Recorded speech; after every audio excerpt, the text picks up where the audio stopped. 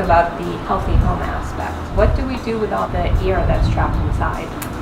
Well, this is a good question. Nowadays, builders are building so tightly for energy efficiency. They're also using insulations that seal so completely that there isn't enough exchange of air inside. So there are several ways to take care of that. The best way is with a system called an HRV, heat recovery ventilation, which brings air in and out at the same time across a heat exchanger, so that you actually capture the heat or the cooling in the interior air as it's transferred to the fresh air. For a house like this, the most expensive might be $5,000 or $6,000, so it's not a small line item.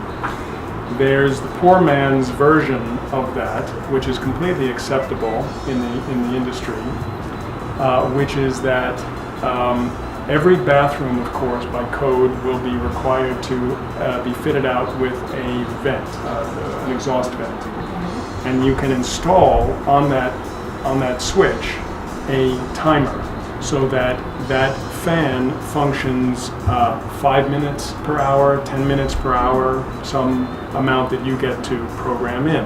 And effectively what that's doing is drawing the air out, and theoretically, if you're drawing it out, it's going to come in fresh from somewhere else.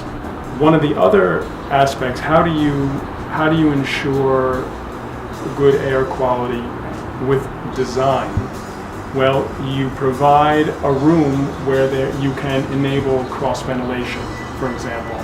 And in most of the year, except for the hottest of the hot and the coldest of the cold, that's perfectly acceptable to bring air in. Now you're bringing it in uncooled or unheated, so that's the least efficient way to do it. But, from March, April, May, June, no problem. From October, November, even parts of December, no problem. You're worried about the extremes of our weather.